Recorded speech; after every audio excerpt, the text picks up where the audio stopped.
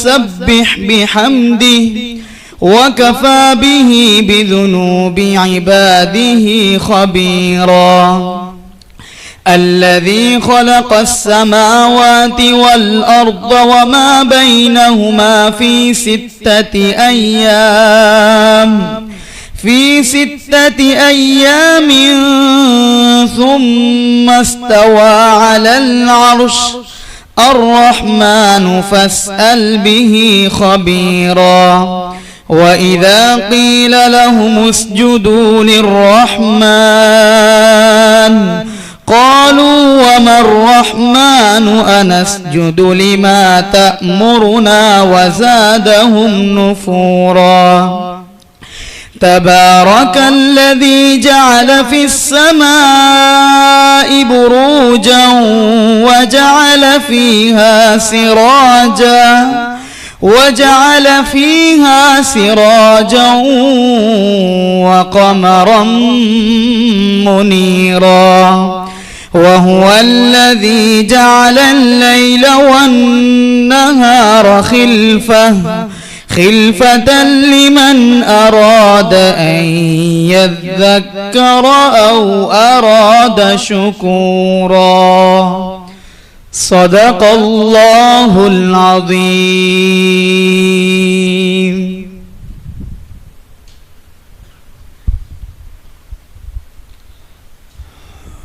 السلام علیکم ورحمۃ اللہ وبرکاتہ. درس شروع کرنے سے پہلے یہ مناسب ہوگا کہ یاد دلایا جائے کہ ان آیات میں ایک آیت سجدہ گزری،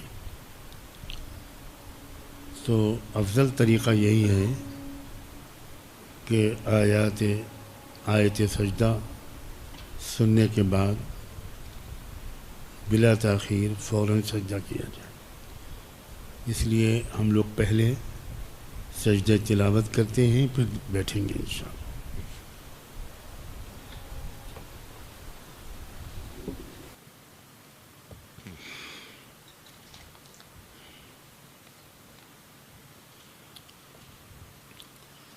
الحمد للہ وکفی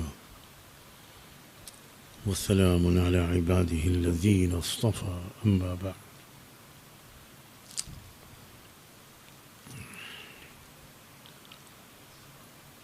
سورہ فرقان کی آیت نمبر 56 سے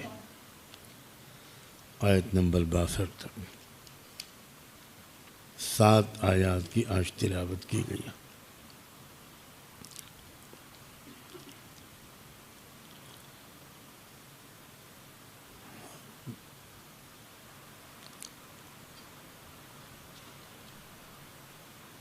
قرآن کے اولین مخاطب اہل مکہ جس طرح کے اعتراضات کر رہے تھے، شبہات اٹھا رہے تھے،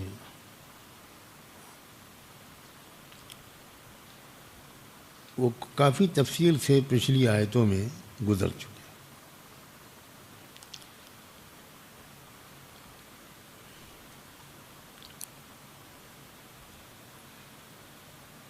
اللہ تعالیٰ نے بار بار اپنے پیغام میں، اپنی کتاب اور اپنے کلام میں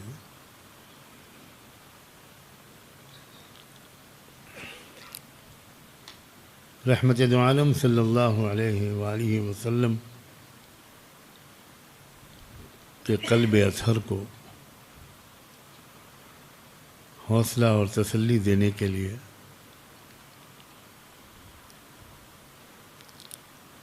بار بار یہ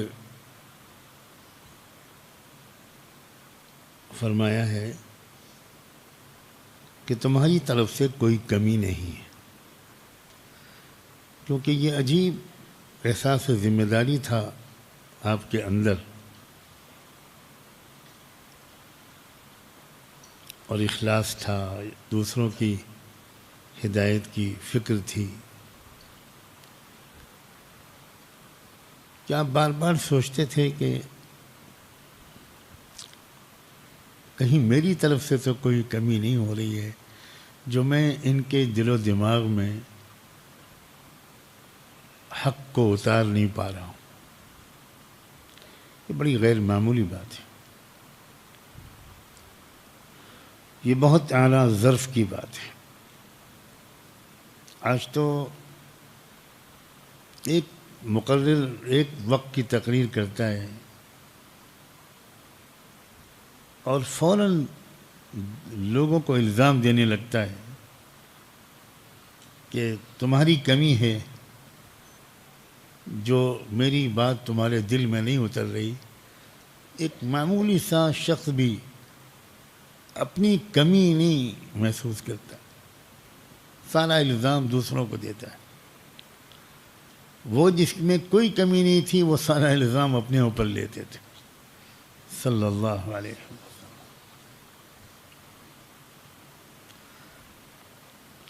اور جب کوئی شخص اپنی غلطی کا اعتراف کرتا ہے تو اللہ اس کا دفاع کرتے ہیں. اللہ تعالیٰ اس کو حوصلہ اور ہمت دیتے ہیں. اور یہ مضمون قرآن میں بہت آیا ہے. آج بھی جس آیت سے تلاوت شروع کی گئی ہے اس کا بھی اصل لب لباب یہی ہے. وَمَا أَرْسَلْنَاكَ إِلَّا مُبَشِّرًا وَنَذِيرًا. دیکھو محمد، تمہاری ذمہ داری صرف انذار اور تبشیر ہے. ماننے والوں کو خوشخبریاں دینا، نہ ماننے والوں کو آگاہ کرنا، بس. اس سے آگے کی تمہاری ذمہ داری نہیں. کسی ایک انسان کی ہدایت وہ تمہارے ذمہ نہیں ہے. پیغام کا پہنچانا تمہارے ذمہ ہے.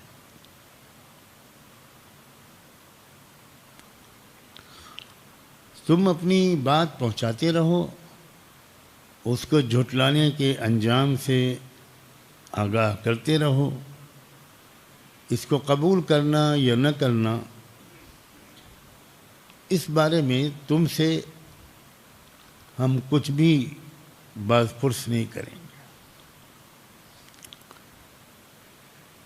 اور اس لیے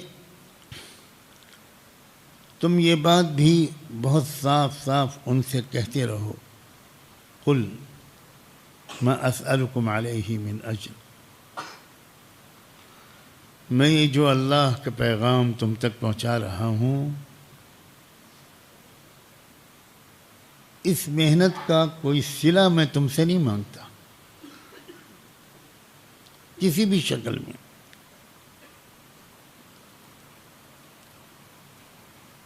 میرا مدعا صرف یہ ہے کہ جو اپنے رب کی راہ اختیار کرنا چاہے وہ اس کو اختیار کر لے. الا من شاء ان يتخذ الى ربه سبیلا. بس میں یہ چاہتا ہوں. یہ ہر وہ شخص جو لوگوں کو سمجھاتا ہے، تعلیم کے ذریعے، تدریس کے ذریعے، دعوت کے ذریعے، خطابت کے ذریعے، قلم کے ذریعے،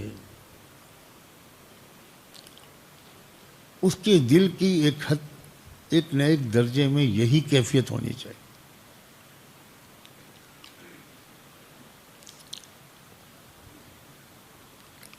یہ کیفیت بغیر بہت مجاہدے کے نہیں پیدا ہوتی، کیونکہ ہم ضرور چاہتے ہیں کہ لوگ ہماری تعریف کریں، ہماری بات کو فوراً قبول کریں. نہیں کرتے تو ہمیں تکلیف ہوتی ہے. ہم طرح طرح کے الزامات لوگوں پر لگاتے ہیں، اپنی غلطی تسلیم نہیں کرتے، اپنی کمی کو تلاش نہیں کرتے. یہ صفت آسانی سے نہیں پیدا ہوتی.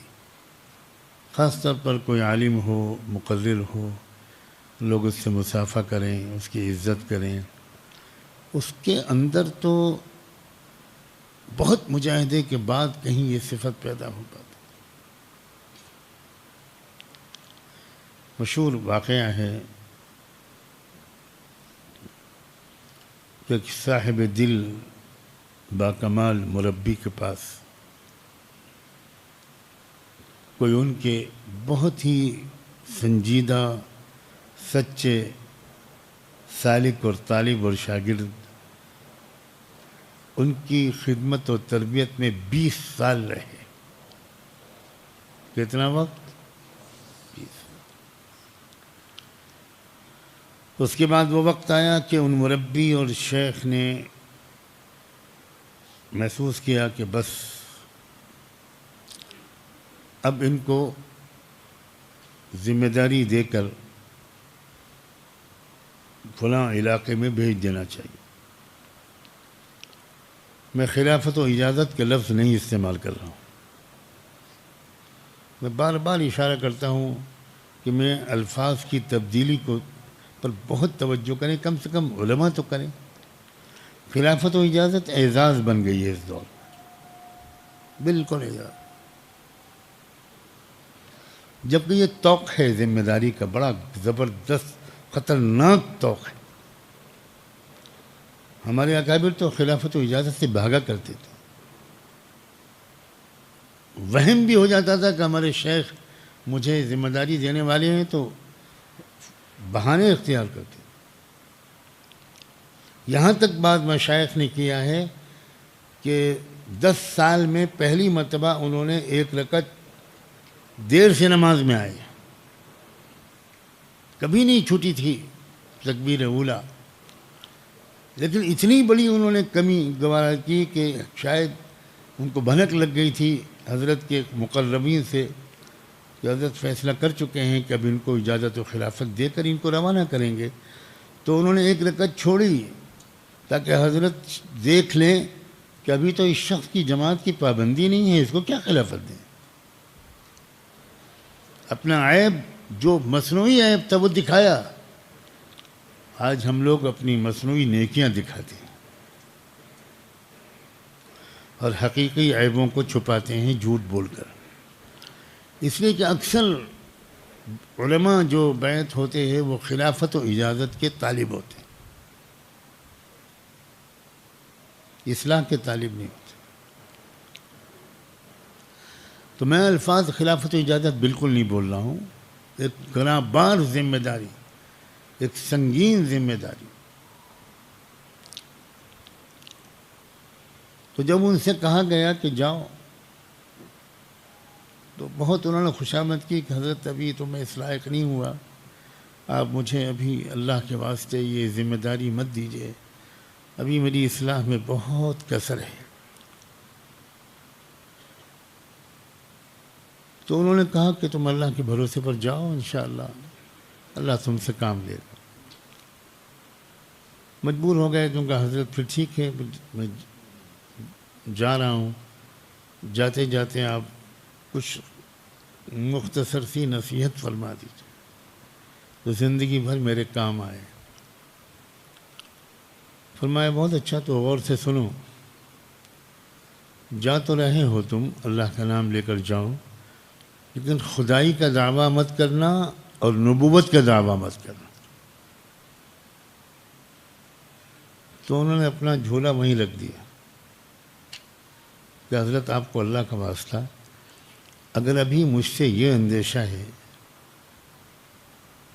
اور آپ کی نگاہ تو غلط شاید ہی دیکھتی ہو کہ میں خدائی کا دعویٰ بھی کر سکتا ہوں، پیغمبری کا دعویٰ بھی کر سکتا ہوں، تب تو مجھے آپ کیسے بھیج رہے ہیں؟ فرمایا تم سمجھے نہیں.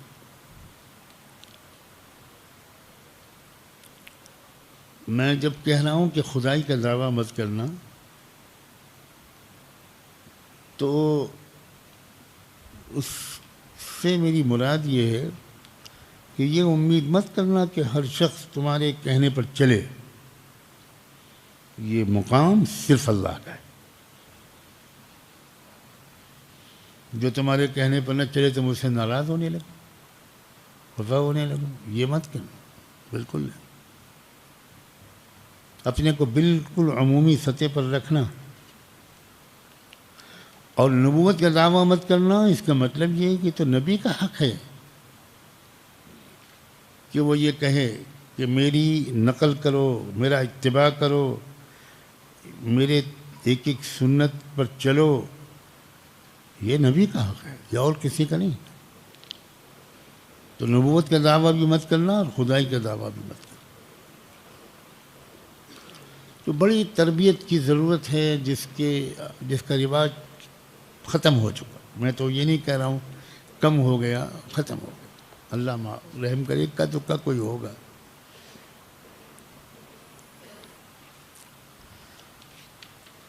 اللہ اکبر. ما اسألکم علیہ من اجر، میں تم سے کسی بھی صلے کا مطالبہ نہیں کر رہا ہوں. صرف یہ چاہتا ہوں کہ تم اپنے رب کو اپنی منزل مقصود بنا لو.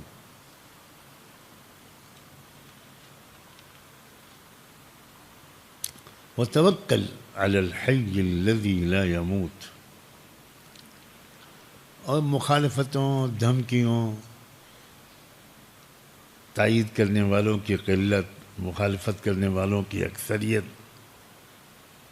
اسباب کی کمی، وسائل کی کمی، بالکل اس سے تم مت گھبراؤ. تمہاری نظر صرف اس زندہ جاوید ہستی کی طرف رہنی چاہیے جسے کبھی موت نہیں آنی. وسبح بحمدہ، اور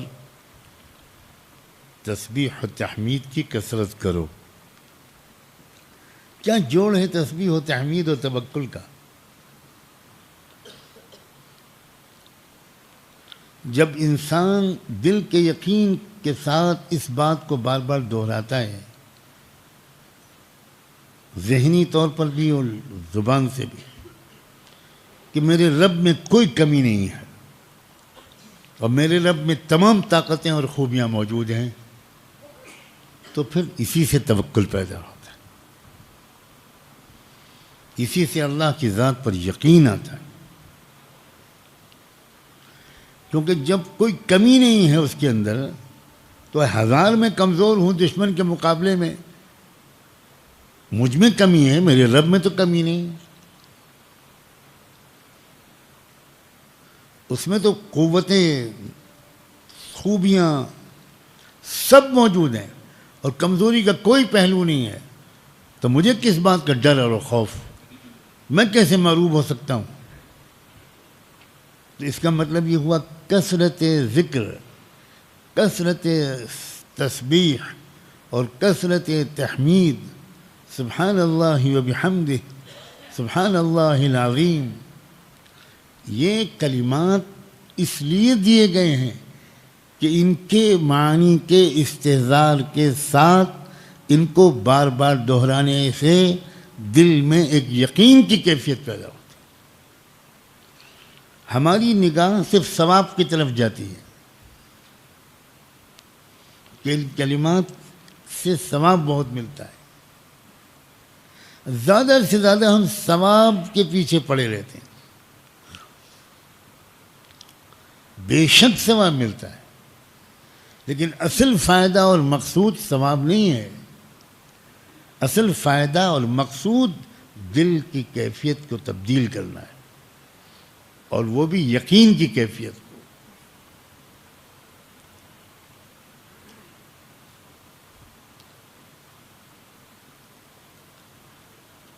اس زمانے میں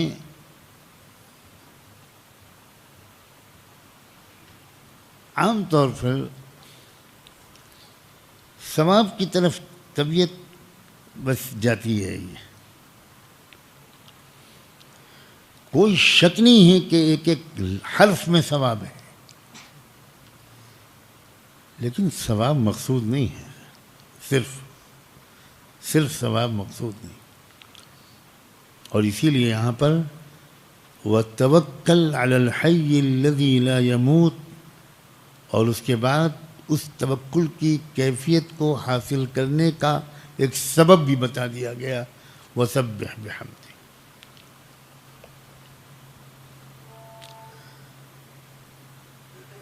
کامیابی کی صورت میں بھی سبح بحمدہ، اور چیلنجز کے مقابلے کے درمیان بھی سبح بحمدہ۔ یہاں چیلنجز کے مقابلے کے سیاق میں کہا گیا ہے، کیونکہ خطرناک چیلنجز ہیں مکی دور میں، اور جن کا کچھ تذکرہ پچھلی آیتوں میں آیا ہے۔ اور حضور صلی اللہ علیہ وسلم کی زندگی کے آخر میں جو صورت اتری کامیابیوں کے بعد، اذا جاء نصر اللہ والفتح ورأیت الناس يدخلون في دین اللہ افواجا فسبح بحمد ربک۔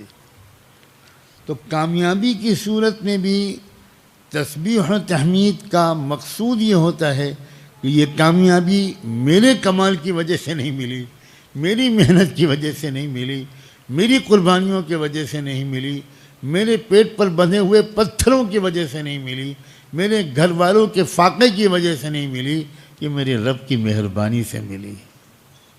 ورنہ میں تو سراپا قصور ہوں، بے قصور تو اللہ ہے۔ عجیب کیف اللہ تعالیٰ کے اشارات ہیں۔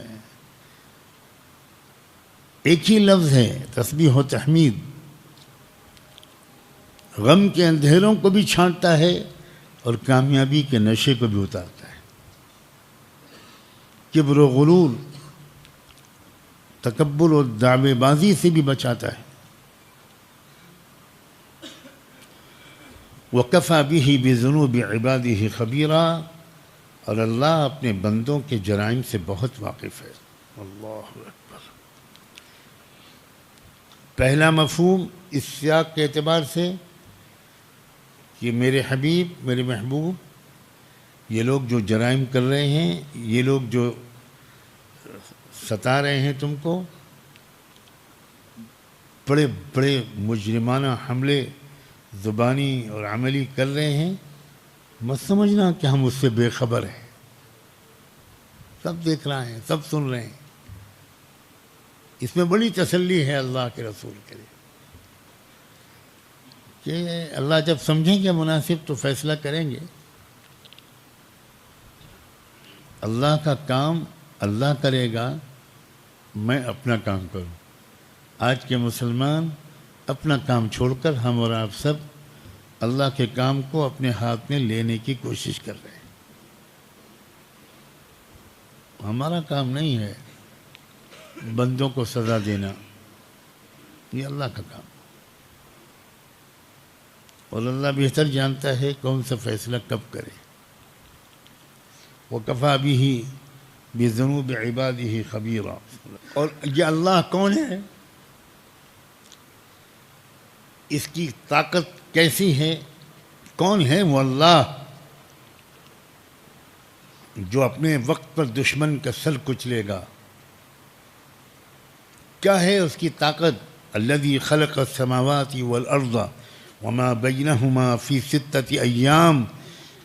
تم جس اللہ کے سہارے کام کر رہے ہو، جس اللہ کی مدد کی امید ہم تم کو دلا رہے ہیں، اور جس اللہ کی سزا کی وعید ہم سچائی کے مخالفوں کو سنا رہے ہیں، وہ کون ہے جانتے ہو؟ وہ ہے جس نے آسمانوں اور زمین کو 6 مختلف ادوار میں پیدا کیا۔ الگ الگ طریقے سے ان 6 دنوں کی تشریح کی گئی ہے، اور ظاہر ہے کہ وہ دن جو اللہ کے دن ہیں وہ ہمارے 24 گھنٹے والے دن نہیں ہیں۔ ان یوما عند ربک کألف سنۃ مما تعدون۔ اللہ تعالیٰ نے یہ بھی اشارہ کیا ہے کہ تمہاری گنتی کے اعتبار سے اللہ کا جو دن ہوتا ہے وہ 1000 سال کے برابر ہوتا ہے۔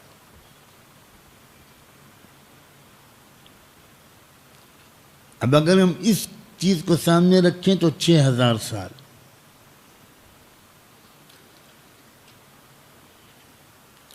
اب یہاں مختصر اشارہ کر سکتا ہوں بس. قدرت اللہ کی یہ ہے کہ کن فیکون.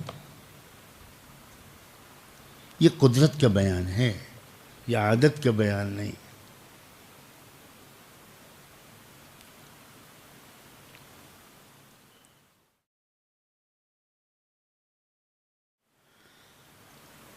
اللہ کی سنت اور عادت یہ ہے کہ ہر چیز کے وجود میں آنے کا ایک طویل نظام اللہ تعالیٰ نے طے کیا ہوا ہے. وہ چیز اسی طویل یا نظام کے مطابق وجود میں آتی ہے. سنت اللہ کی یہ ہے جو اس نے خود اپنے لیے طے کی ہے، کسی نے اور اس کو اس کا پابند نہیں بنایا. اس دنیا کو اللہ تعالیٰ نے ایک تدریجی سلسلے اسباب کے ذریعے سے وجود میں لانے اور چلانے کا فیصلہ کیا ہے.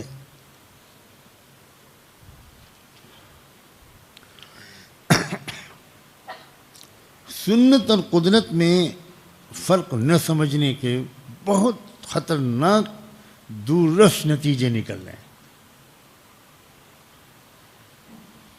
جن میں سے ایک اشکال ہے جو آج کل ہر ایک کے ذہن میں ہے تقریباً، کہ اتنا ظلم کر رہے ہیں ظالم لوگ اور پھر بھی اللہ کی مدد کیوں نہیں آ رہی. یہ اشکال ہے کہ نہیں ہے؟ یہ اشکال اسی لیے ہوتا ہے کہ ہم اللہ کی قدرت سنتے رہتے ہیں، سنت نہیں سنتے، سنت نہیں سمجھتے. جی نہیں، اللہ تعالیٰ اپنی قدرت کا استعمال ہمارے مطالبے اور امید کے حساب سے نہیں کرے گا، اپنے قانون کے حساب سے کرے گا. ایک سسٹم ہے تبدیلی کا، ایک ضابطہ ہے تبدیلی کا. ظالم کی جگہ پر عادل کو لانے کا ایک ضابطہ ہے. جب تک وہ ضابطہ پورا نہیں ہوگا، اللہ ہماری تمناؤں کی بنیاد پر اپنی سنت کو نہیں بدلے گا.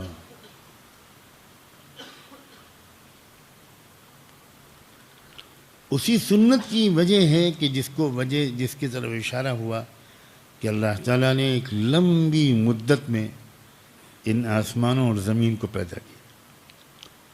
اور اس سے ایک بات کا اور اشارہ ملتا ہے، میں ابھی اشارہ ہی عرض کر سکتا ہوں، پتہ نہیں کیا کیا پرانا پڑھا ہوا یاد آتا ہے، اپنے کو روکتا ہوں. کہا جاتا ہے کہ بگ بینگ سے دنیا بن گئی، ایک دھماکہ ہوا اور اس سے یہ دنیا پیدا ہو گئی.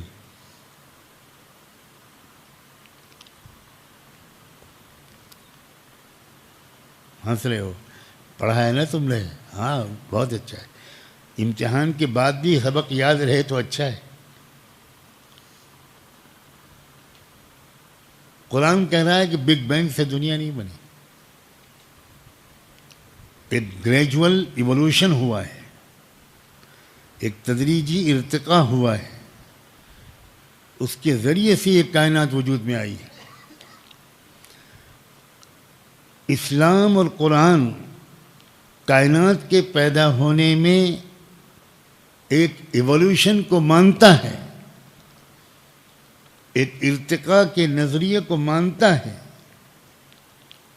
اور بندر سے انسان کے پیدا ہونے والے ارتقائی نظریے کے بارے میں ہم اسلام کے طالب علم یہ کہتے ہیں کہ جن سائنسدانوں نے یہ نظریہ بیان کیا ہے، ہو سکتا ہے کہ ان کے اپنے ددیال میں کے بارے میں یہ ان کی معلومات ہوں اور وہ حق رکھتے ہیں اپنے آبا و اجداد کا تعارف کرانے کا. ہم کون ہوتے ہیں منع کرنے والے کہ آپ کے جد امجد فلاں عجیب و غریب مخلوق نہیں تھی، بلکہ مبارکباد دیتے ہیں کہ آپ نے سچ بولا. بہت بہت شکریہ mister Darwin, thank you very مچ.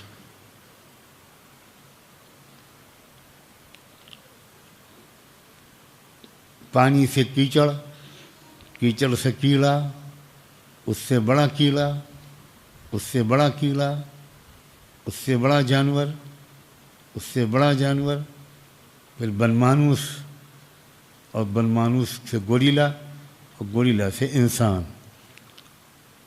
ہمیں کیا اعتراض ہے؟ آپ اپنے خاندان کا تعارف ہم سے کرا رہے ہیں، ہم کون ہوتے ہیں یہ کہنے والے کہ غلط کرا رہے ہیں؟ ہاں، آپ ہمارے خاندان کا تعارف نہیں کرا سکتے. ہمارا تعارف ہے انی جاعل فی الارض خلیفہ، یہ ہمارا نسب ہے. تو یاد رکھیں کہ یہ کائنات ایک تدریجی ارتقائی نظام کے ساتھ بنی ہے. اس کی تفصیلات ہم نہیں جانتے. وَمَا أُوتِيتُم مِّنَ الْعِلْمِ إِلَّا قَلِيلًا.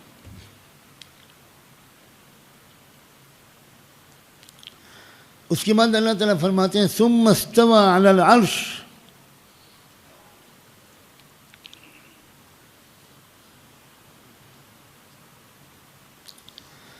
اس کائنات کو تدریجی ارتقائی نظام کے ساتھ پیدا کرنے کے بعد اس کائنات کے پورے نظم و نسق کو اللہ نے اپنے ہاتھ میں لے لیا. فل کنٹرول اللہ کے ہاتھ میں ہے. یہ ہے مطلب استویٰ علی العرش کا. عربی زبان کے محاورے ہیں، ہر زبان کے محاورے ہوتے ہیں. محاوروں کا ترجمہ نہیں کیا جا سکتا.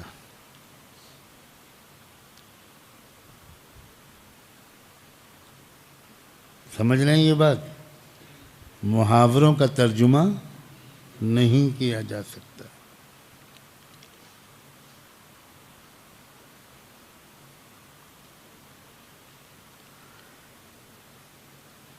اردو زبان میں ایک محاورہ ہے، فلاں بادشاہ کے انتقال کے بعد ان کا فلاں شہزادہ ان کی جگہ پر تخت نشین ہوا. تو اس کا یہ مطلب نہیں ہے کہ وہ ان کے انتقال کے بعد بیٹا اس نے ایک تخت بچھایا یا بچھوایا اور اس کے اوپر چڑھ کے بیٹھ گیا. یہ مطلب ہے تخت نشینی کا. حالانکہ تخت نشینی کا ترجمہ کیا ہوگا؟ تخت پر بیٹھ گیا. لیکن تخت نشینی کا مطلب اردو محاورے میں تخت پر بیٹھنا نہیں ہے، بلکہ اس کا مطلب ہے کہ زمام مملکت، زمام سلطنت اس نے سنبھال لی. پوری سلطنت کا کنٹرول، نظم و نسق اس نے اپنے ہاتھ میں لے لی. اب یہودیوں کا ایک عجیب و غریب قسم کا عقیدہ تھا، اور ہمارے پڑوسیوں کے کزن لگتے ہیں وہ.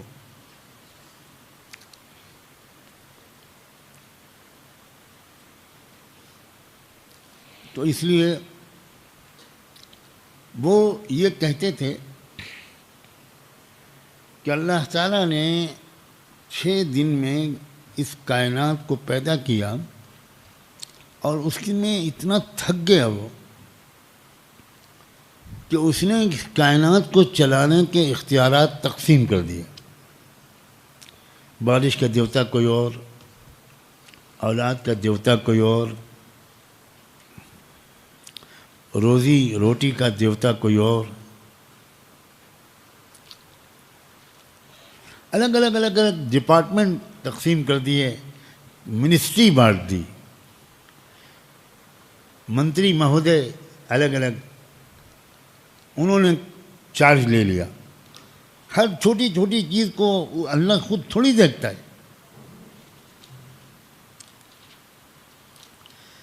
اس غلط خیال کی تردید قرآن نے جگہ جگہ استوا علی العرش کے لفظ سے کی ہے، کیونکہ اس کا مطلب یہ ہے کہ کائنات کی تخلیق کے بعد پوری کائنات کا نظم و نسق وحدہ لا شریک تنہا اللہ نے اپنے ہاتھ میں لے لیا. اب جب قرآن عجم میں پہنچا، عرب تو محاورے جانتے تھے، ہر اہل زبان اپنی زبان کے محاورے جانتے ہیں. اب جب قرآن مجید عجمیوں میں پہنچا اور عجمیوں کو قرآن کو ترجمے کی مدد سے سمجھنے کی ضرورت پڑی، تب ترجمہ شروع ہوا استوا علی العرش کا. اور ترجمہ یہ ہوا کہ اللہ عرش پر بیٹھ گیا. اب یہاں سے بحثیں شروع ہوئیں کہ اللہ کا کوئی جسم تو ہے ہی نہیں، بیٹھا کیسے؟ اور ہمارے مدارس میں طلبہ، وہ طلبہ جو درجے میں جاگتے ہیں، سوتے کم ہیں، وہ یہ بحثیں سنتے ہیں.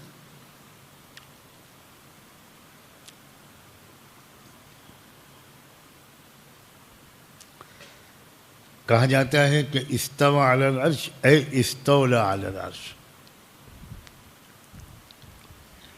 اور استولا جب ترجمہ ہوتا ہے تو اس کے بعد بحث چڑھتی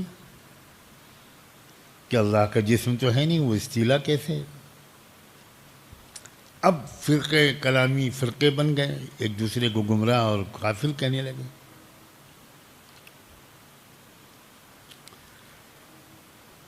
جس نے کہہ دیا کہ استوى علی العرش کا مطلب ہے استولى علی العرش، اس کو ایک بہت بڑی جماعت جس کا ایک زمانے تک سعودی عرب میں اقتدار رہا ہے، ایک زمانے تک اقتدار رہا ہے، یہ بہت معنی خیز جملہ ہے، کیونکہ اب اس کا اقتدار ختم ہو چکا ہے. صاحبزادے عالی مقام نے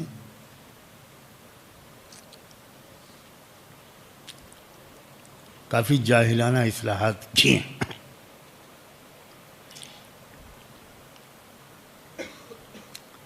تو ایک زمانے میں سعودی عرب کے علماء، طلباء، جامعات، مدارس میں سب سے زبردست بحث کا موضوع استوا تھا. میں بھی 9 سال ماشاءاللہ جھیل کر آیا ہوں. حالانکہ وہ بحث صرف اس لیے شروع ہوئی کہ عجمیوں میں قرآن پہنچا. تو عرب میں یہ بحث کیوں نہیں شروع ہوئی؟ کسی صحابی کو، کسی مشرک اور کافر تک کو اس پر کوئی اعتراض نہیں ہوا، اس لیے وہ استوى علی العرش کا مطلب یہ نہیں سمجھے کہ چڑھ کر بیٹھ گئے تخت پر، بلکہ وہ مطلب اس کا صاف سمجھے کہ تخلیق کائنات کے بعد تدبیر کائنات بھی اللہ ہی کے ہاتھ میں ہے.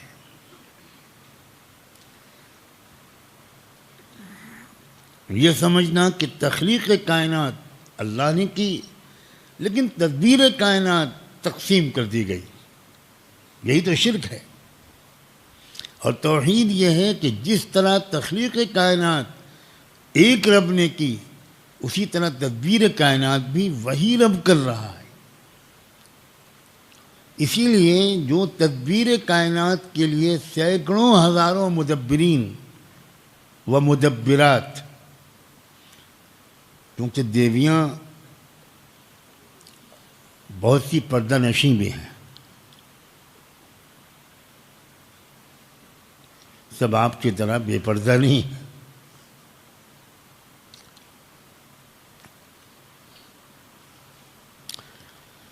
تو یہ جو کہا جاتا ہے کہ تدبیر کائنات دیویوں اور دیوتاؤں کے ہاتھ میں چلا گیا،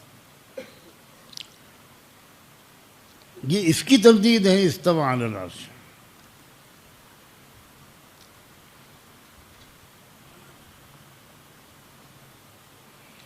اور یہ بات بالکل عقلی طور پر اس طرح سمجھ میں آتی ہے کہ تدبیر کائنات اگر الگ الگ ہستیوں کے ہاتھ میں ہوتی تو ان میں آپس میں کبھی تو اختلاف ہوتا.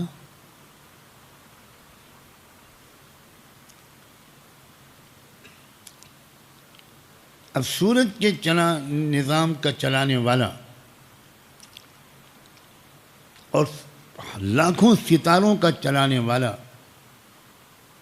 اور چاند کا چلانے والا اور اس پورے خلائی نظام اور کہکشاں کا چلانے والا اگر ایک نہیں ہے، ہزاروں لاکھوں کروڑوں ہیں، تو ان کے درمیان کبھی تو ایسا ہوتا کہ کوئی کہتا کہ آج میرا سورج اس راستے سے جائے گا اور دوسرا کہتا کہ تیرے باپ کی ہمت ہے، گزار کے دیکھ سورج.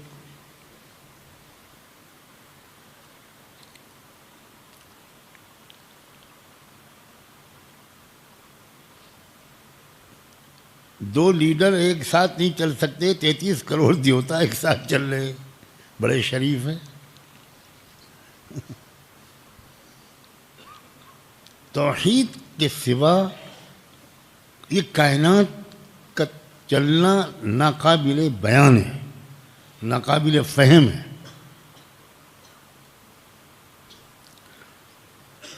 توحید ایک خالص عقلی عقیدہ بھی ہے، شرک ایک خالص جاہلانہ، گمراہانہ اور خلاف عقل، خلاف منطق عقیدہ ہے. اسی لیے اللہ نے بعد میں کہا فاسأل بہ خبیرا، الرحمن فاسأل بہ خبیرا. اللہ، عجیب اختتام ہے آیت کی.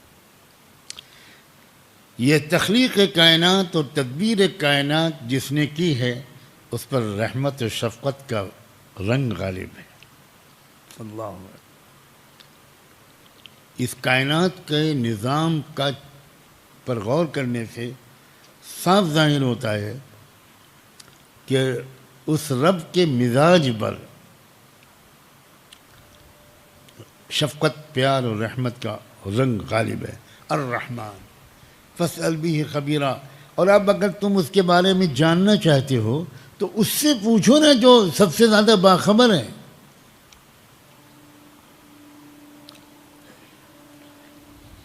اللہ سے پوچھو اس کی صفات کے بارے میں. اپنا تعارف اللہ خود بہتر کرائے گا یا من گھڑت کہانیوں والے اللہ کا تعارف کرائیں گے؟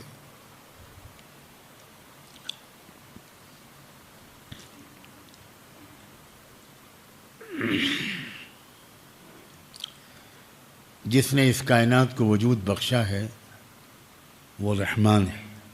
اللہ اکبر، اللہ اکبر.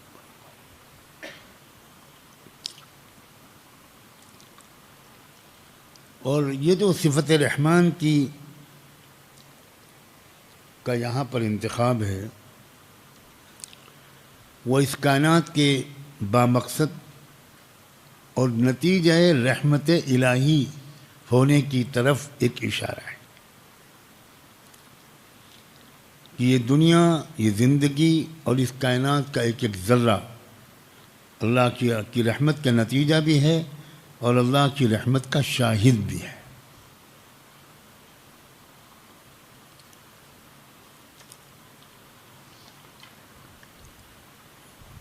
فاسأل بہ خبیرا.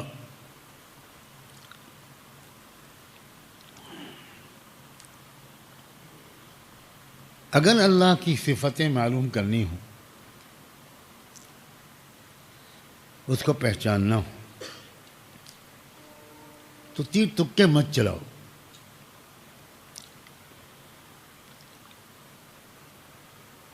عقلی گھوڑے مت دوڑاؤ.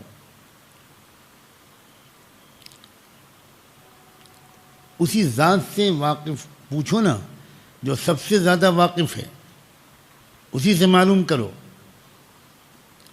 اور جو بتائے اس پر یقین کرو اور اس کو قبول کرو۔ سورہ فاطر میں اللہ تعالیٰ نے ارشاد فرمایا وَيَوْمَ الْقِيَامَةِ يَكْفُرُونَ بِشِرْكِكُمْ وَلَا يُنَبِّئُكَ مِثْلُ خَبِيرٍ۔ قیامت کے دن جن دیوی دیوتاؤں کو تم نے خدائی میں شریک مانا تھا وہ صاف انکار کر دیں گے کہ ہم نے ان سے اپنے کو دیوتا ماننے کو نہیں کہا تھا، اور ایک سب سے زیادہ باخبر ہستی سے زیادہ تمہیں کوئی دوسرا خبر نہیں دے سکتا۔ خبیر سے مراد خود اللہ تعالیٰ کی ذات ہے، جو اپنی کتاب اور اپنے رسول کے ذریعے سے لوگوں کو حقائق سے باخبر کر رہا ہے۔ وَإِذَا قِيلَ لَهُمْ اسْجُدُوا لِلرَّحْمَنِ،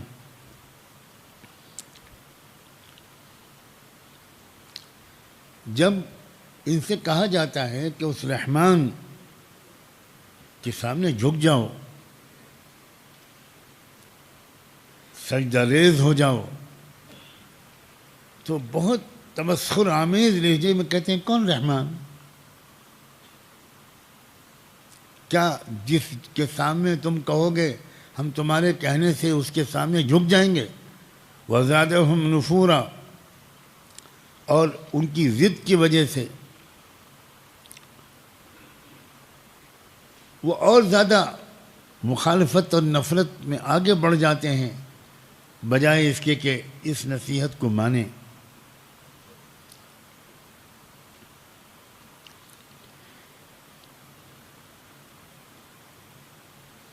بار بار اللہ تعالیٰ ایک ہی صفت کا ذکر فرما رہے ہیں، رحمان۔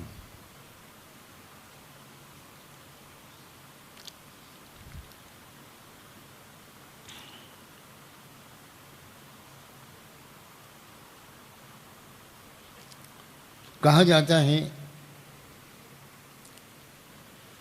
کہ مشرکین مکہ میں اللہ کا نام رحمان نامعلوم تھا، وہ لفظ اللہ سے تو واقف تھے، اسم اللہ سے واقف تھے، لیکن اسم الرحمن سے واقف نہیں تھے۔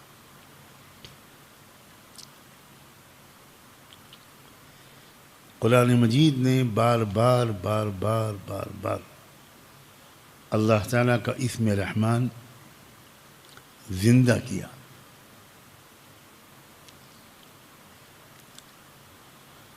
اور یہ نبی رحمت رحمت للعالمین صلی اللہ علیہ وآلہ وسلم کی طرف سے یا ان کے ذریعے سے اللہ تعالیٰ کا بڑا حوصلہ افزا ایک اشارہ ہے۔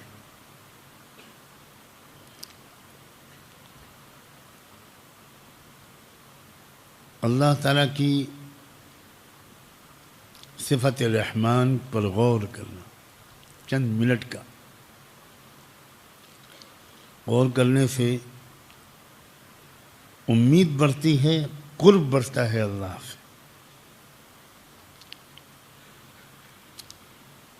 اور اللہ سے محبت کے تعلق کے بڑھانے اور اللہ سے اپنی طبیعتوں کو مانوس کرنے میں اللہ کی شان رحیمی کا مراقبہ یا اس کے بارے میں غور و فکر، اس کو سوچنا بہت مفید ہوتا ہے۔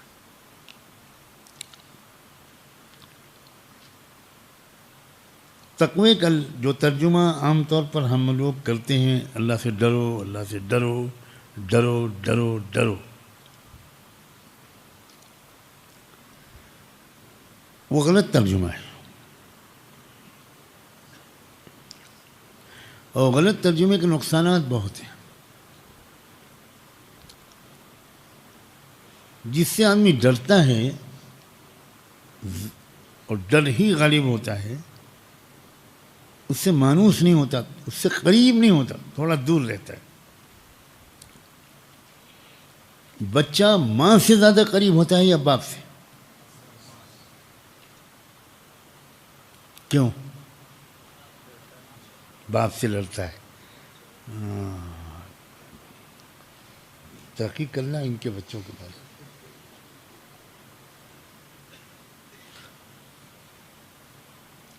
بچہ باپ سے ڈرتا ہے، اور باپ اگر کہیں مولوی ہو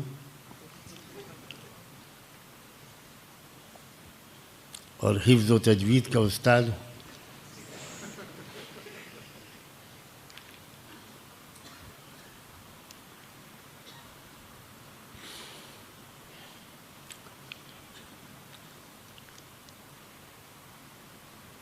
ہمیں اللہ سے ڈرایا زیادہ جا رہا ہے،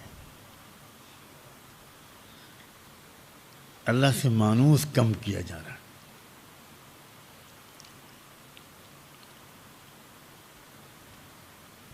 مشائخ اہل تصوف اور عام علماء، یہی دونوں میں فرق ہے۔ خشک علماء، علماء ظاہر، وہ ڈراتے زیادہ ہیں لوگوں کو اللہ سے، اور اہل قلوب اللہ کی محبت پیدا کرتے ہیں، مانوس کرتے ہیں۔ بہت امید پیدا ہوتی ہے ایک نوجوان کو کہ اللہ ہے، میرا رب ہے، میرا رحمان ہے، بہت پیار کرتا ہے مجھ سے، معاف کر دے گا، بالکل معاف کر دے گا۔ یہ ڈرانے کا جو عنصر ہے جو علماء میں زیادہ ہے، میں بار بار کہہ رہا ہوں، جن علماء کو اہل قلوب کی تربیت اور صحبت طویل نہیں ملتی، عام طور پر ان کے انداز میں غیر ارادی اور غیر شعوری طور پر اللہ سے ڈرانے کا پہلو زیادہ غالب آ جاتا۔ چنانچہ اللہ تعالیٰ نے اسی اپنی رحمت کی کچھ نشانیوں کو بیان فرمایا۔ اگلی آیت میں بغیر ربط کا لفظ بولے ہوئے اس طرح آیات کی تشریح کرنے کی کوشش کر رہا ہوں کہ اہل علم و عقل کو آیات کے درمیان ربط خود سمجھ میں آئے۔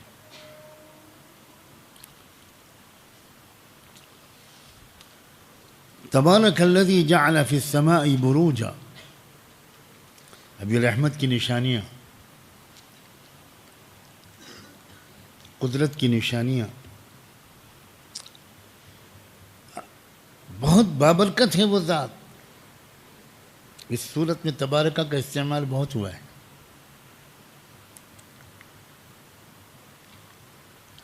جس نے آسمان میں برج بنائے، آسمان کے برجوں کی حقیقت کیا ہے، ہمیں اعتراف کرنا چاہیے کہ ہم ان کی حقیقت کا ادراک نہیں کر سکتے۔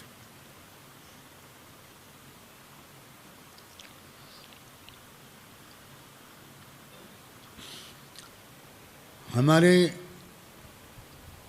دل کا حال یہ ہونا چاہیے کہ قرآن کا ایک ایک لفظ برحق ہے۔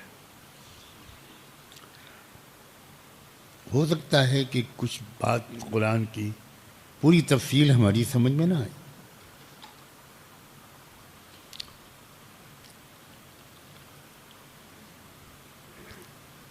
عام طور سے برجوں کا جو تشریح کی گئی ہے وہ ہے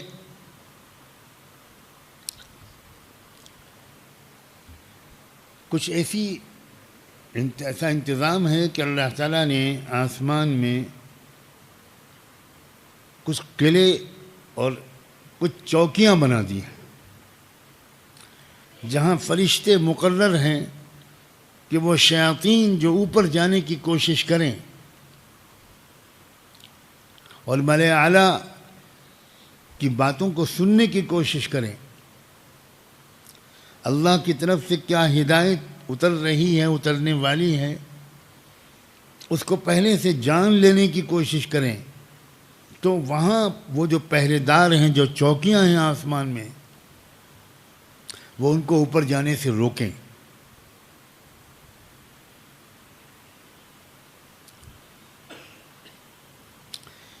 اور یہ ایک طرح سے یہ اطمینان ہے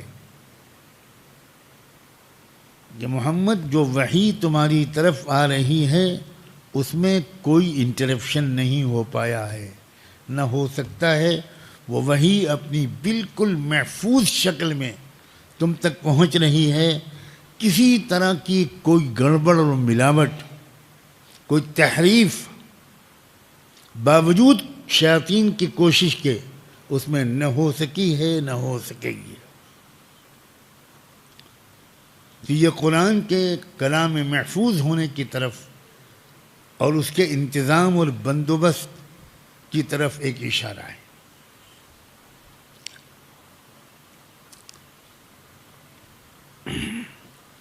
جو منتخب ٹیم ہے فرشتوں کی،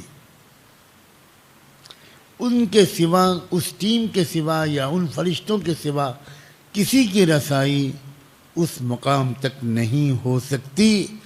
اس کا پورا بندوبست ہم نے کر رکھا ہے اور اسی بندوبست کا نام ہے بروج، والسماء ذات البروج۔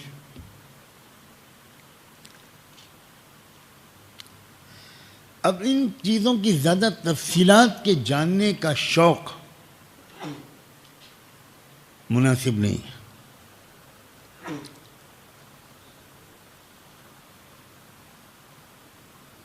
یہ اپنے حدود سے تجاوز ہے، اور خدا نخواستہ اللہ کے کسی لفظ یا جملے پر شک کا اظہار ہے۔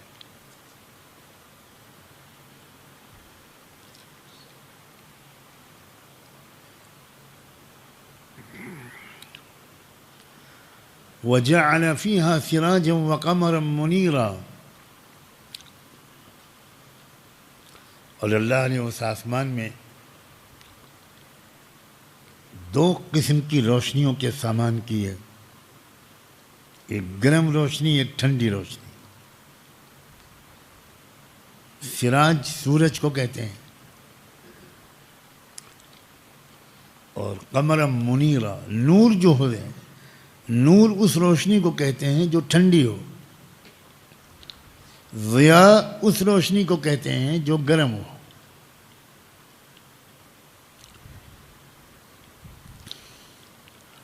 وَهُوَ الَّذِي جَعَلَ اللَّيْلَ وَالنَّهَارَ خِلْفَةً لِمَنْ أَرَادَ، اور وہی ہے وہ اللہ جس نے رات اور دن کو ایک دوسرے کے پیچھے آنے جانے والا بنا دیا۔ رات اور دن جیسے پہلے بھی تذکرہ ہوا تھا، بہت بڑی نشانیوں میں سے، بار بار اس کو اللہ تعالیٰ دہراتا ہے۔ ہمیں بھی چاہیے کہ واقعی ہم بھی ان روز مرہ آنے والی کھلی ہوئی نشانیوں پر تھوڑے تھوڑے غور کی عادت ڈالیں۔ ان چیزوں کا تذکرہ ہی نہیں ہوتا ہمارے بیانوں میں۔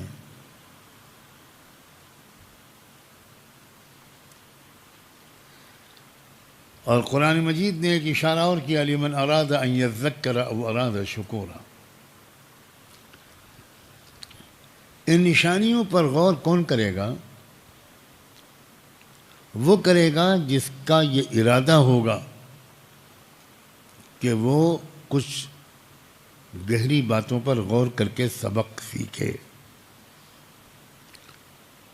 اور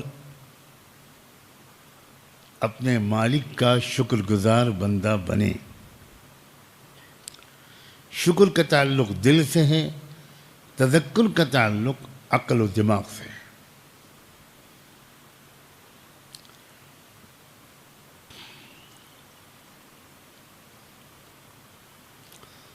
انما یتذکر اولو الالباب،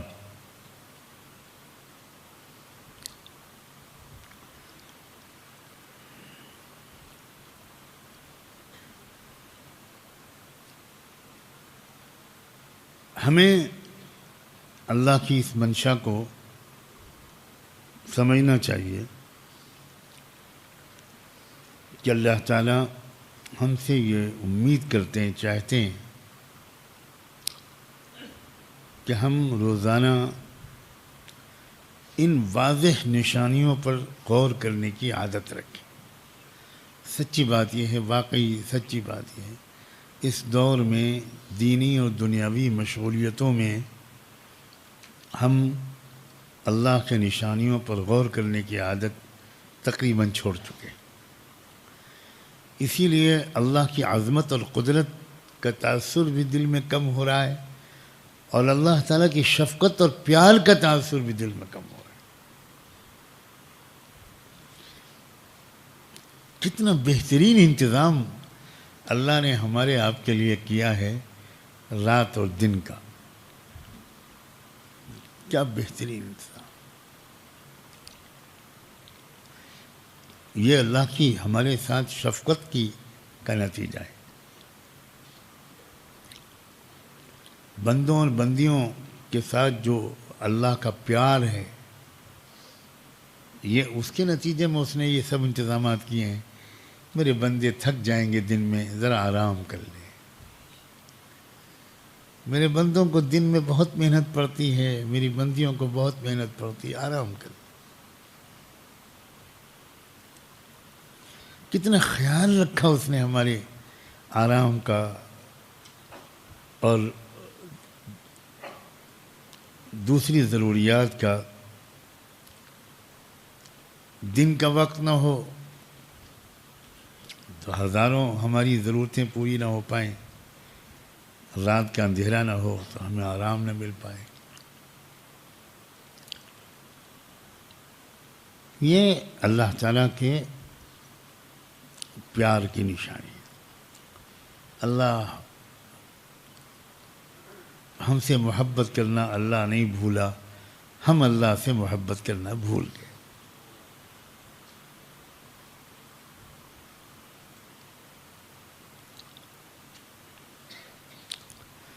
اہل محبت کی صحبت سے ہی محبت کا مزاج کسی حد تک ہم سنگ دلوں کے اندر بھی پیدا ہو سکتا ہے۔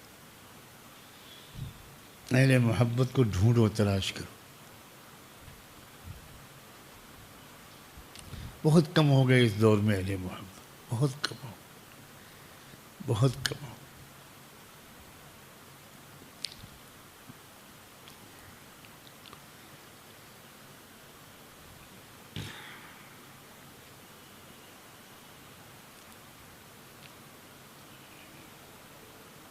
رسول اکرم صلی اللہ علیہ وآلہ وسلم نے بھی اللہ کی مثال، شفقت و پیار کی مثال 70 ماؤں سے بھی زیادہ کی دی ہے۔ ماں کا تذکرہ کیا ہے، 70 باپوں کا اللہ کے شکر تذکرہ دی۔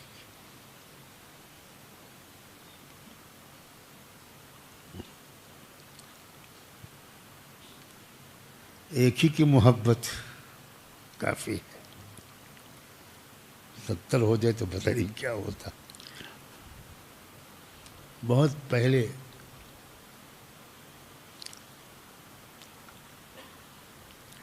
وصال ہو چکا ہوتا۔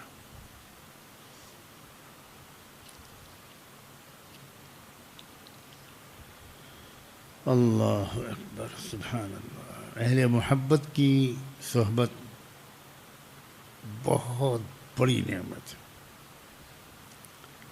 بہت بڑی نعمت۔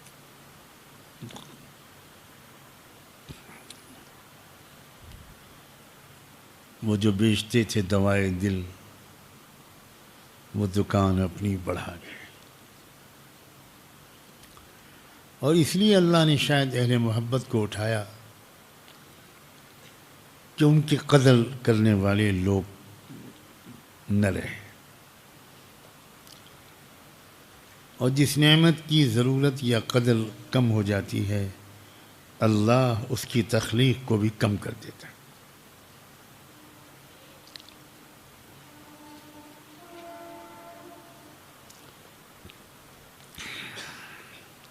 بے برکت زندگی میں اس کا وقت نکالنے والے لوگ نہیں ملتے جو مختلف امید کے مقامات پر جا کر کسی صاحب محبت کو تلاش کریں. بالکل رواج ختم ہو گیا. پہلے لوگ بہت تلاش کرتے تھے، بہت تلاش کرتے، اور تلاش کرتے کرتے ہی پھر اللہ ان کی تلاش کی قدر کرتے ہوئے ان کو کسی محبت کے سرچشمے تک پہنچاتا تھا. حضرت مولانا شاہ عبد القادر رائے پوری کہاں کہاں گئے. جب وہ نکلے کسی صاحب دل کی تلاش میں تو کئی جگہ گئے. جن جن لوگوں کے نام ان کے کان میں پڑے وہ جاتے تھے، کچھ دن قیام کرتے تھے، پھر محسوس کرتے تھے کہ بھئی شاید میری غذا یہاں نہیں ہے، تو پھر دعائیں مانگتے ہوئے پھر تلاش میں نکلتے تھے. لمبے لمبے سفر کیے.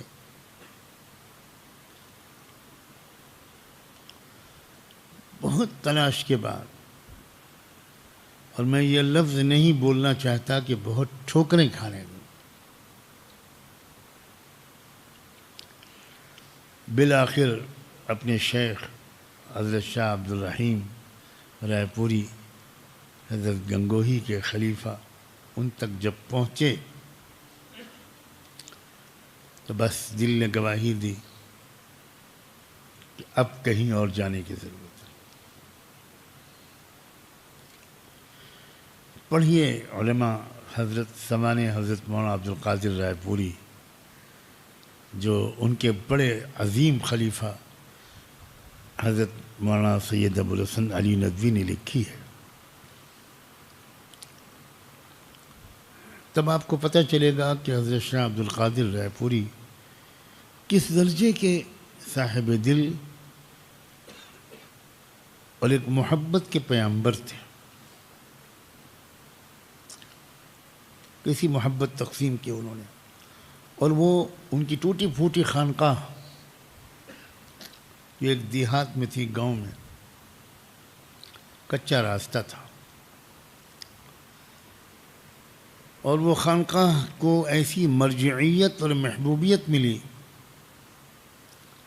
کہ اس زمانے کے جتنے بڑے علماء کو، اصحاب فکر و دانش کو، یہاں تک کہ اہل قلم کو، سیاسی رہنماؤں کو تلاش کرنا ہوتا تھا تو لوگ رائے پور کی خانقاہ پہنچتے تھے رمضان کے مہینے، اور یہ امید کرتے تھے کہ وہ کہیں ملے نہ ملے وہاں مل جائیں. کون کون حاضر ہوتا تھا. وہ سیاسی رہنما مسلمانوں کے جو الگ الگ خیالات کے تھے، الگ الگ پارٹیوں کے تھے، تحریک احرار کے رہنما، تحریک خلافت کے رہنما، کانگریس کے رہنما، مسلم لیگ کے رہنما، جو بالکل الگ الگ نظریات رکھتے تھے، مگر ان کو جو سکون ملتا تھا، رہبری ملتی تھی، محبت کی چاشنی ملتی تھی، وہ حضرت شاہ عبد القادر رائے پوری رحمۃ اللہ علیہ کی صحبت میں، ان کے دیدار میں، ان کے وہ سب کو سمیٹے ہوئے تھے. مجھ بدنصیب یا گنہگار نے ان کو تو نہیں دیکھا، لیکن ان کے تیار کیے ہوئے کچھ لوگوں کو دیکھا، اور ان کے عاشق شیخ الحدیث حضرت مولانا محمد زکریا کو دیکھا. وہاں بھی میں نے یہ منظر دیکھا کہ سارے خیالات والے لوگ، الگ الگ خیالات والے، سب وہاں آتے تھے، اور شیخ سب کا اکرام کرتے تھے، محبتیں لٹاتے تھے۔ اللہ تعالیٰ ہمیں محبت کی چاشنی کی تلاش نصیب فرمائے۔ تلاش قدر، تلاش اور قدر، تلاش اور قدر، یہ بہت کم ہو گئی۔ کتابیں بڑھ گئیں، تقریریں بڑھ گئیں، تصنیفات بڑھ گئیں، خطابت بڑھ گئی، لیکن محبت بالکل کم ہو گئی۔ اللہ تعالی ہم سب کو محبت کا ذائقہ تلاش کرنے کی توفیق عطا فرمائے۔ کچھ لوگوں نے سوالات بھیجے تھے، میں نے پہلے ہی کہہ دیا تھا کہ آج میں سوالات کا جوابات نہیں دوں گا۔ آج میں دن میں میری بہت عجیب حالت رہی ہے اور میں سو نہیں رہا ہوں آج کل، صرف دن میں کچھ نیند آتی ہے، تو اس لیے بہت آج ذرا وقت کو بچایا ہے میں نے۔ سوالات کے جوابات بھی آج نہیں دوں گا، کوشش کروں گا کہ انشاءاللہ کل پرسوں میں اگر ہو سکے گا تو ان سوالوں کے جواب دوں گا۔ جن حضرات نے آن لائن یہ درس سنا ہے اور آیات سجدہ کی تلاوت بھی انہوں نے سنی ہے، وہ سب بھی مرد اور عورتیں سجدہ تلاوت کر لیں۔ دعا فرمائیے۔ ہاں، ہمارا جو ساتھی ہے میری مدد کرتا رہتا ہے، ابو الحسن، گزشتہ رات کے آخری حصے میں اس کی والدہ کا انتقال ہو گیا۔ وہ فوری طور پر آج اپنے وطن روانہ ہو گیا ہے۔ اس کا حق ہے، ہم سب کا فرض ہے کہ ہم ان کی والدہ کی مغفرت کی دعا کریں۔ سبحان اللہ وبحمدہ، سبحانک اللہم وبحمدک، نشہد ان لا الہ الا انت، نستغفرک ونتوب الیک، نستغفرک ونتوب الیک، نستغفرک ونتوب الیک۔ اللہم صل علی سیدنا محمد وعلی آل سیدنا محمد کما صلیت علی ابراہیم وعلی آل ابراہیم انک حمید مجید۔ اللہم بارک علی محمد وعلی آل محمد کما بارکت علی ابراہیم وعلی آل ابراہیم انک حمید۔ اللہم صل علی سیدنا محمد صلاة تنجینا بها من جميع الأهوال والآفات وتقضي لنا بها جميع الحاجات وتطهرنا بها من جميع السيئات وترفعنا بها أعلى الدرجات وتبلغنا بها أقصى الغايات من جميع الخيرات في الحياة وبعد الممات إنك على كل شيء قدير۔ اے اللہ، اے اللہ، اے اللہ، اے اللہ، اپنی محبت کا احساس عطا فرما، اپنی شفقت کا احساس عطا فرما، اپنے پیار کی قدر نصیب فرما۔ ہم بڑے ناقدرے، اپنے لیے آپ نے کچھ نہیں بنایا، نہ سورج، نہ چاند، نہ زمین، نہ آسمان، کائنات کی کوئی چیز آپ نے اپنے لیے نہیں بنائی، یہاں تک کہ جنت بھی آپ نے اپنے لیے نہیں بنائی۔ سب کچھ آپ نے ہمارے لیے بنایا، مگر ہم کیسے ناشکرے ہیں، کیسے ناشکرے ہیں۔ آپ نہ کھاتے ہیں، نہ پیتے ہیں، نہ پہنتے ہیں، نہ سوتے ہیں۔ آپ نے ہمارے لیے نیند بنائی، رات بنائی، کپڑے بنائے، کھانے پینے کی ہزاروں چیزیں بنائیں۔ اے اللہ، اے اللہ، اے اللہ، اے اللہ، ہمیں شکر گزار بندہ بنا، اس بے حسی سے عافیت کے ساتھ چھٹکارا عطا فرما۔ اے اللہ، اس بے حسی سے عافیت کے ساتھ چھٹکارا عطا فرما، ہمیں قدردان بندہ بنا، شکر گزار بندہ بنا۔ اے اللہ، شکر گزار بندہ بنا، اے اللہ، شکر گزار بندہ بنا۔ رحمت کا تذکرہ، رحمان کا تذکرہ، رحمت کے عشرے میں، اور پھر ہم محروم رہ جائیں آپ کی رحمت سے۔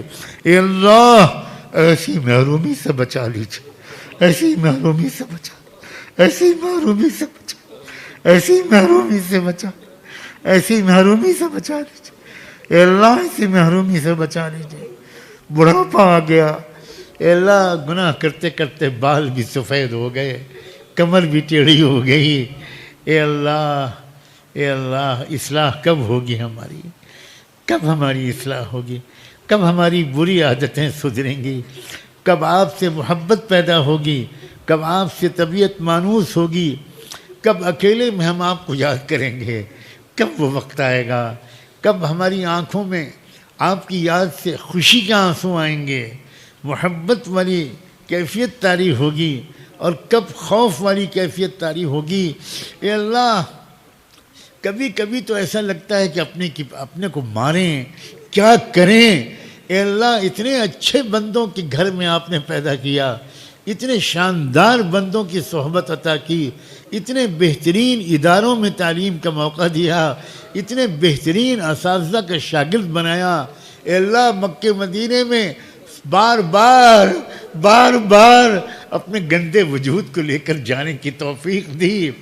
کتنی بار موقع ملا طواف کا، کتنی بار موقع ملا حجر اسود کو چومنے کا، کتنی بار موقع ملا مقام ابراہیم کے پیچھے نماز پڑھنے کا، کتنی بار موقع ملا حتیم میں نماز پڑھنے کا، کتنی بار موقع ملا کعبے کے غلاف سے چمٹ کر معافی مانگنے کا، کتنی بار موقع ملا ملتزم سے چمٹ کر معافی مانگنے کا، ملتزم سے چمٹ کر معافی مانگنے کا، کتنی بار موقع ملا صفا و مروہ پر۔ اے اللہ صفا و مروہ پر حضرت حاجرہ کے نقش قدم پر چلنے اور دوڑنے کا کتنی بار موقع ملا، زمزم کے کنویں پر اے اللہ کھڑے ہو کر ماں اور بیٹے کو یاد کرنے کا، باپ ابراہیم کو یاد کرنے کا، اس خاندان کو یاد کرنے کا، زمزم پینے کا کتنی بار موقع ملا، احد پہاڑ کو دیکھنے کا، خندق کو دیکھنے کا، بدر کا میدان دیکھنے کا، قد جنت البقیع میں جا کر صحابہ کو سلام پیش کرنے کا، اور کتنی بار موقع ملا گنبد خضرا کو دیکھنے کا اور مدفون گنبد خضرا پر سلام پیش کرنے کا، کبھی جانیوں کی طرف سے، کبھی قدمین شریفین کی طرف سے، کبھی روضۃ الجنہ میں۔ مگر اللہ ہم سدھرے نہیں، بہت ڈر لگتا ہے اللہ، اگر آپ نے قیامت میں کھڑا کیا ذلیل بندے، اے ناقدرے بندے، کیسے ماں باپ تجھے ملے، کیسے استاد ملے، کیسے مشائخ ملے، کیسے ادارے ملے، کیسے مدرسے ملے، مکہ مدینہ بار بار بلایا، اور پھر ویسے کہ ویسے ہی، پھر وہی فاسق فاجر، پھر وہی نافرمان۔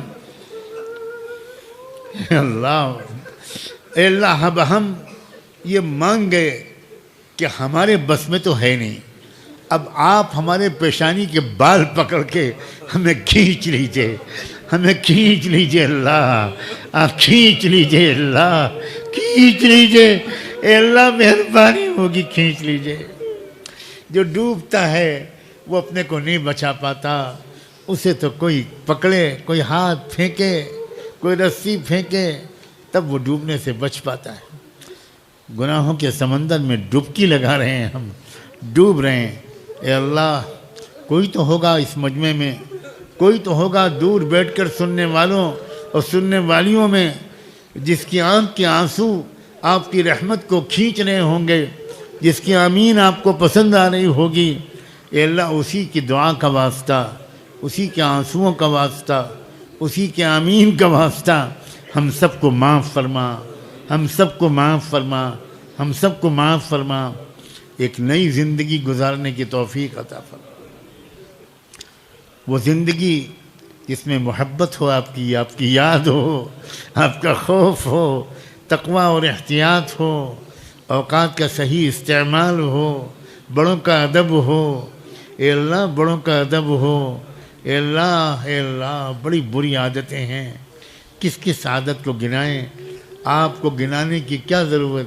آپ ہمارے کچے چٹے سے واقف ہیں، کتنے گناہ چھپ کر کیے، کتنے گناہ رات کے اندھیرے میں کیے، کتنے گناہ دن کے اجالے میں کیے، کتنے گناہ کر کے بھول گئے، مگر اعمال نامے میں لکھے ہوئے ہیں.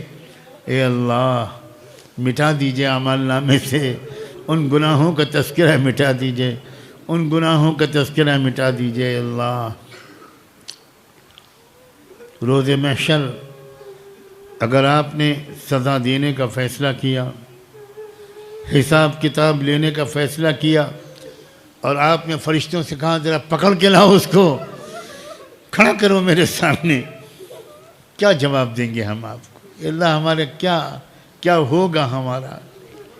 اور جب آپ نے فیصلہ کر دیا کہ اس کے گلے میں زنجیر ڈالو اور اس کو گھسیٹتے ہوئے لے جاؤ اور جہنم میں ڈال دو, اور ہماری ماں نے ہمارا یہ حشر دیکھ لیا, وہ ماں جو صالحہ تھی, تقیہ تھی, نقیہ تھی, وہ ماں جو ولیہ تھی, وہ ماں جس نے ہماری بہترین تربیت کی, بلک بلک کر ہمارے لیے دعائیں مانگی, وہ ماں جہنم میں جاتا ہوا دیکھ کر اس کے دل پر کیا گزرے گی؟ اور یہ اللہ ماں تو پھر ماں ہے, اگر رسول اللہ کی نظر پڑ گئی, یہ میرا امتی, یہ مولوی, یہ عالم, یہ درس قرآن دینے والا مجرم, اے اللہ اے اللہ اے اللہ اے اللہ اے اللہ اے اللہ اے اللہ اے اللہ اے اللہ اے اللہ اے رحمان اے رحیم اے غفار اے ستار اے ستار اے غفار اے ستار, معاف فرما دی, معاف فرما دی, معاف فرما دی, معاف کر دی, معاف کر دیجئے. اب نیک بنا دیجئے اللہ, نیک بنا دیجئے. اے اللہ نیک بنا دی, نیک بنا دی. ہماری زندگی کا سب سے اچھا دن وہ بنا دیجئے گا جس دن ہماری زندگی کا آخری دن ہو. اے اللہ جس وقت ملک الموت آئیں, اے اللہ جنت کے منظر دکھا دیجئے گا, اور کلمہ زبان پر جاری کر دیجئے گا, کلمہ زبان پر جاری کر دیجئے گا, ہونٹوں پر مسکراہٹ جاری کر دیجئے گا. ایسی موت عطا فرما, ایسا خاتمہ نصیب فرما, ایسی موت نصیب فرما. اور اے اللہ بے حساب و کتاب قبر میں جانے سے پہلے معاف کر دیجئے گا, روح نکلنے سے پہلے معاف کر دیجئے گا. اے اللہ روح قبض ہونے سے پہلے معاف کر دیجئے گا. قبر کے سوال جواب کو بھی آسان کر دیجئے گا, قبر کو جنت کے باغ بنا دیجئے گا.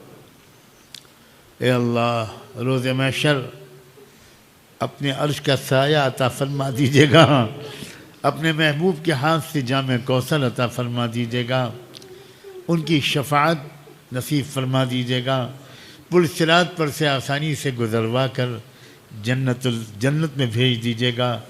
اور کیا ہم یہ مانگ سکتے ہیں کہ وہ جنت عطا فرما دیجئے گا جس میں آپ کے محبوب ہوں؟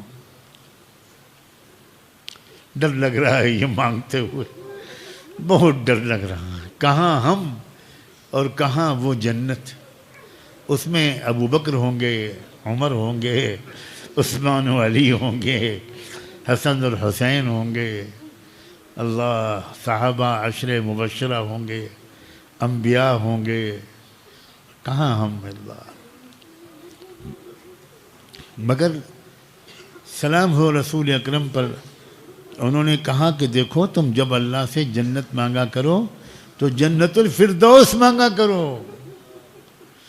اے اللہ انہوں نے کہا اس لیے مانگ رہے ہیں, اے اللہ انہوں نے کہا اس لیے مانگ رہے ہیں, اے اللہ انہوں نے کہا اس لیے مانگ رہے ہیں. رمضان کا واسطہ, اے اللہ آپ کے وہ تمام بندے جو مختلف مراکز میں پوری دنیا میں کہیں نہ کہیں جمع ہیں رمضان گزارنے کے لیے, اور یہاں بھی جو آپ کے بندے موجود ہیں, اے اللہ ایک بار ہم سب کی طرف نظر کرم سے دیکھ لیجیے, ایک نظر ڈال دیجیے اللہ, ایک نظر, ایک نظر, ایک نظر, ایک نگاہ ڈال دیجیے. آپ کا کچھ نہیں بگڑے گا, ہمارا کام بن جائے گا, ہمارا کام بن جائے گا. رب اغفر ورحم وأنت خير الراحمين وصلى الله تعالى على خير خلقه سيدنا محمد وعلى آله وصحبه أجمعين برحمتك يا أرحم